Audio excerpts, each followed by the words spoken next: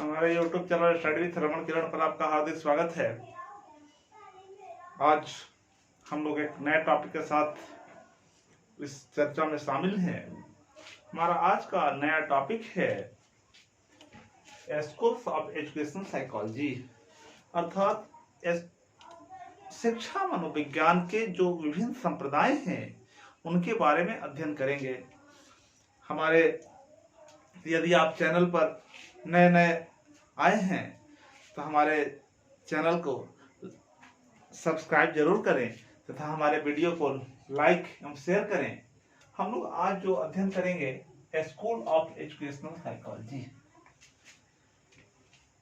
School of educational psychology बहुत ही CTET हो या राज्य स्तरीय कोई भी डेट हो, वहां का महत्वपूर्ण टॉपिक है। यह महत्वपूर्ण टॉपिक होने के कारण इस पर काफी महत्वपूर्ण टॉपिक है। इससे प्राय प्रश्न पूछे जाते हैं।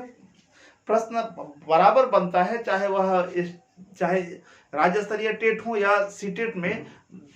बारंबार देखिएगा कि इससे प्रश्न पूछे जाते हैं, इसलिए इस टॉपिक पर ज्यादा कॉन्शसनेस के साथ हमको पढ़ना होगा, ज्यादा इस पर फोकस करना होगा। हमें फोकस के साथ इसका अध्ययन करना होगा।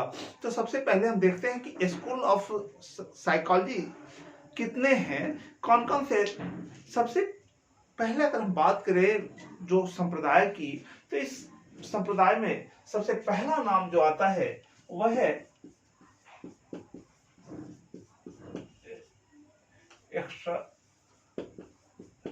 स्ट्रक्चरलिज्म, अर्थात जिसको हम संरचनावाद कहते हैं, जिसे हम संरचनावाद कहते हैं।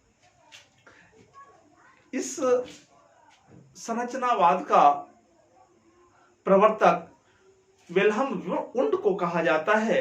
1879 ईस्वी में इन्हें फादर ऑफ साइकोलॉजी भी कहा जाता है। 1879 में इन्होंने संरचनावाद का प्रतिपादन किया। ये लिप्जिंग में 1879 में एक प्रयोगशाला की स्थापना की, जिस प्रयोगशाला के पहले यह जो मनोविज्ञान था उसे दर्शन शास्त्र के अंतर्गत पढ़ाया जाता था। लेकिन उल्ट ही को यह श्रेय जाता है कि इन्होंने दर्शन शास्त्र से इसे अलग किया और इसे वैज्ञानिक विधि बनाने का सफल प्रयोग किया।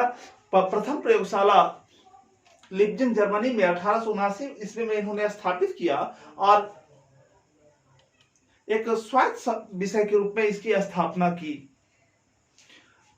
इन्हें जो सबसे पहली बात है कि वैज्ञानिक प्रविधि अपनाया। इसके जो स्ट्रक्चरलिज्म जैसे नाम से ही ज्ञात हो रहा है कि यह संरचना पर विश्वास करता है। यह रसायन शास्त्र से प्रभावित यह दर्शन है। इसकी दर्शन की विधि है अंतर्दर्शन विधि, अर्थात अपने भीतर देखना, भीतर विधि से देखना, इंट्रोस्पेक्टिव विधि जिसको कहते हैं। इस विधि के माध्यम से आदमी जो अंदर की ओर देखना है, कैसे कोई चीज संरचना के तौर पर इसमें देखा जाता है। यहाँ इन मतावलंबियों का मानना है, ये संप्रदाय का मानना है कि जटिल मानसिक अनुभव को, जो जटिल मानसिक अनुभव है, जो जटिल मस्तिष्क की संरचना है, वह छोटे छोटे हल्की हल्की संरचनाओं से मिलकर बना होता है। इसलिए यहाँ इसका अध्ययन किया जाता है। हम यहाँ यह अंतर्दर्शन विधि से इनके शिष्य थे टिचनर, या इसके अतिरिक्त एडवर्ड बेडफोर्ड इसके महत्वपूर्ण समर्थक थे। दूसरी जो इसके महत्वपूर्ण संप्रदाय है जिसका नाम है प्रकारवाद, जिसको कहते हैं प्रकारवाद। प्रकारवाद जिसको फंक्शनलिज्म कहते हैं। जब फंक्शनलिज्म की बात करते हैं तो इसका जो प्रतिपादक थे विलियम जेम्स थे। इसका प्रतिपादक विलियम जेम्स थे। विलियम जेम्स की एक संरचना है जिसको कहते हैं प्रिंसिपल ऑफ साइकोलॉजी।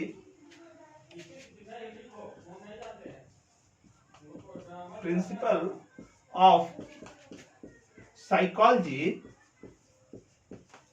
यह 1890 ईस्वी में प्रकाशित हुई थी। 1890 में प्रकाशित होने के बाद आज भी यह बहुत महत्वपूर्ण पुस्तक बनी हुई है। यह जो सिद्धांत है प्रकाशवाद, यह व्यक्ति किस प्रकार वातावरण के साथ समायोजन करता है और व्यक्ति समाज वातावरण के साथ समायोजन एडजस्टमेंट करके और किस तरह के मानसिक अनुभव को उपयोग करता है, इसका मुख्य अंग है। हम किस प्रकार से कार्य करते हैं, किस तरह से एडजस्टमेंट हमारी है। जैसे मान लिया पेन है तो पेन किस प्रकार, पेन इसकी संरचना इस प्रकार का है, लेकिन यह कार्य इससे हम किस प्रकार का कार्य ले रहे हैं। अगर मान लेते हैं यह चश्मा है, इसका चश्मा का कार्य कहाँ कहाँ कैसे है, तो यह निर्भर करता है उपयोग करने वाले पर। अर्थात यहाँ वातावरण के साथ जो समायोजन है उसके मानसिक अनुभव किस प्रकार, वह व्यक्ति कैसे मानसिक अनुभव करता है, इस पर यह निर्भर करता है। इस प्रकार यह वातावरण के साथ समायोजन एडजस्टमेंट की प्रक्रिया है। इसके समर्थन में कैटिल है, एन थॉर्नडाइक है, आर.एस. वुडवर्थ है, यह इसके मुख्य समर्थक हैं। तीसरा जो सबसे महत्वपूर्ण संप्रदाय होता है जिसको हम मनोविश्लेषणवाद कहते हैं, मनोविश्लेषणवाद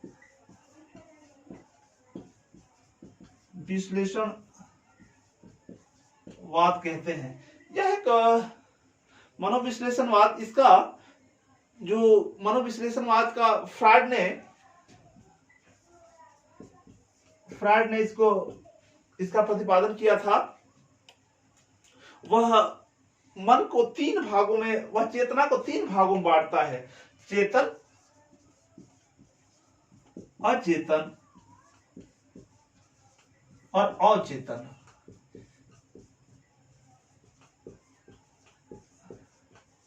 जो हमारा तात्कालिक चेतना है उसको चेतन का नाम देता है, जो हल्की सी कुछ समय के साथ घंटे 2 घंटा का यादगार है उसको हम अचेतन कहते हैं। और अचेतन बहुत दिनों का जो बात मस्तिष्क में केंद्रित रहता है जिसको हम अचेतन कहते हैं। इसे 3 हिस्सों में बांटता है। यह जर्मनी में यह मूल रूप से ये मनोचिकित्सक थे और इनका बहुत बड़ा योगदान है। यद्यपि मनोचिकित्सा से जुड़े होने के कारण शिक्षा के क्षेत्र में इसका बहुत विशेष योगदान नहीं रहा, लेकिन साहित्य और अन्य विधाओं में, अन्य सामाजिक विज्ञान की सब्जेक्ट में यह बहुत व्यापक प्रभाव डाला। एक पूरी जो साहित्य की परंपरा रही है वह मनोविश्लेषणवाद से प्रभावित रही है। मनोविश्लेषणवाद ने पूरी दुनिया को एक नई दिशा दी।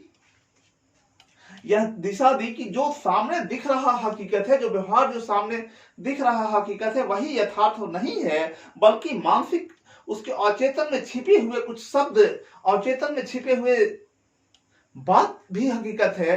कोई अगर सामने से आपके साथ हाथ मिला रहा है तो इसका मतलब वह नहीं है कि आपकी खुशहाली चाहता है। उसके मस्तिष्क में मस्तिष्क में क्या चल रहा है, उसके अचेतन में क्या छिपा हुआ है, वह आपके प्रति क्या सोचता है, वह महत्वपूर्ण होता है। यद्यपि इसका शिक्षा के क्षेत्र में, एजुकेशन साइकोलॉजी में बहुत विशेष योगदान नहीं रहा, लेकिन अन्य विधाओं में इसने बहुत प्रमुख प्रभाव डाला है।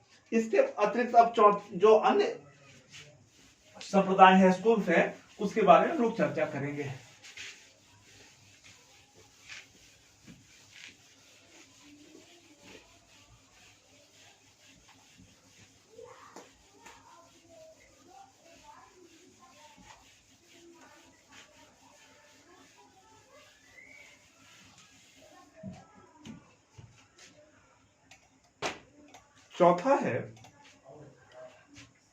चौथा जो सबसे महत्वपूर्ण है वह है व्यवहारवाद, जिसको बिहेवियरिज्म कहते हैं। व्यवहारवाद, इसके जो प्रवर्तक हैं जेबी वाटसन है। जेबी वाटसन, ये 1912 में इसका प्रतिपादन किया गया। इसका ये मानना है, ये संप्रदाय का मानना है कि जो प्रत्यक्ष रूप से महसूस करने योग्य अनुभव होता है, अनुभव तो महत्वपूर्ण है, लेकिन अनुभव उसी को जिसको प्रत्यक्ष रूप से महसूस किया जा सके और मापने योग्य व्यवहार हो, जिसको हम माप सकें, जिसको हम मेजरमेंट कर सके, उसी पर बिहेवियरिज्म ने ध्यान दिया। बिहेवियरिज्म व्यवहारवाद अध्ययन का एक बहुत ही महत्वपूर्ण उपागम के रूप में उभरा। यह स्कूल शिक्षा के क्षेत्र में एक बहुत बड़ा योगदान है। बिहेवियरिज्म सिर्फ इसका प्रतिपादन तो साइकोलॉजी के क्षेत्र में हुआ था, लेकिन इसके अन्य विधाओं में, चाहे वह पॉलिटिकल साइंस हो चाहे रहा हो, या हिस्ट्री रहा हो, या समाजशास्त्र रहा हो, या अन्य जो समाजशास्त्र के अन्य विषय हैं, वहां व्यवहारवाद ने एक बहुत बड़ा आंदोलन का रूप लिया और द्वितीय विश्व युद्ध के बाद यह एक आंदोलन के रूप में उभरा और सभी विधाओं को प्रभावित किया। व्यवहारवाद का प्रयोग हर एक समाजशास्त्र के अन्य शाखाओं में हुआ। इस कारण यह भी एक महत्वपूर्ण स्कूल है। पांचवा जो है, जिसे हम गेस्टालिज्म कहते हैं, इसका हिंदी और अंग्रेजी दोनों है, वही है गेस्टालिज्म, जिसको कहते हैं। गेस्टालिज्म का जो गेस्टालिज्म के जो प्रवर्तक हैं, कोफका,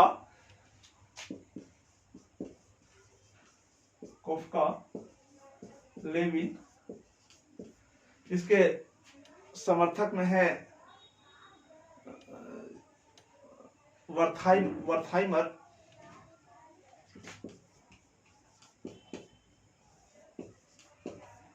ये तीन प्रमुख नाम हैं जो इसके प्रवर्तक हैं। ये कोहलर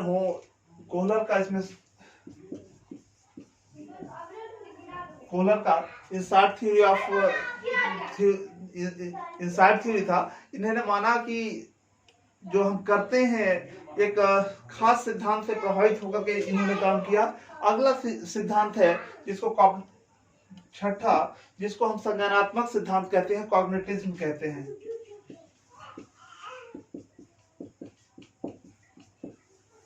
इसने ज्ञान पर आधारित माना। ये 1960 में आया। मिलर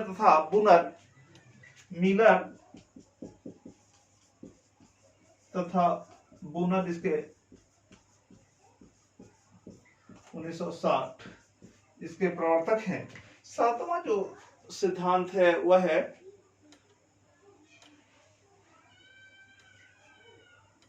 ह्यूमैनिटिज्म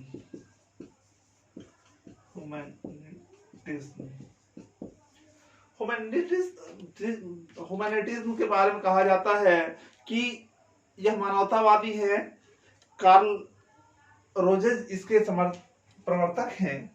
कार्ल रोजेज इसके प्रवर्तक हैं। आगे चलकर यह सिद्धांत बहुत ही आज महत्वपूर्ण है। हम कोई भी अध्ययन करें, मानवतावादी दृष्टिकोण के साथ अध्ययन करना ज्यादा उपयोगी होता है। मानवतावादी दृष्टिकोण ही हमें सही दृष्टिकोण प्रदान करता है। यह सिद्धांत आज मानवतावादी दृष्टिकोण के अनुसार ही जब हम अध्ययन करते हैं तो ज्यादा प्रभावी बनता है।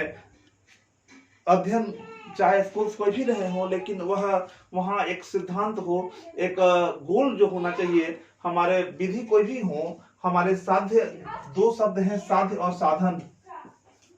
साध्य और साधन, हमारे सोर्सेस कुछ भी हो, लेकिन सभी सोर्स का जो गोल हो वह मानवतावादी होनी चाहिए, ह्यूमैनिटीज नहीं होनी चाहिए, वह मानव कल्याण ही होनी चाहिए। जब लोक मंगल की कामना रखकर हम अध्ययन का करेंगे तो वह सिद्धांत ज्यादा उपयोगी माना जाएगा।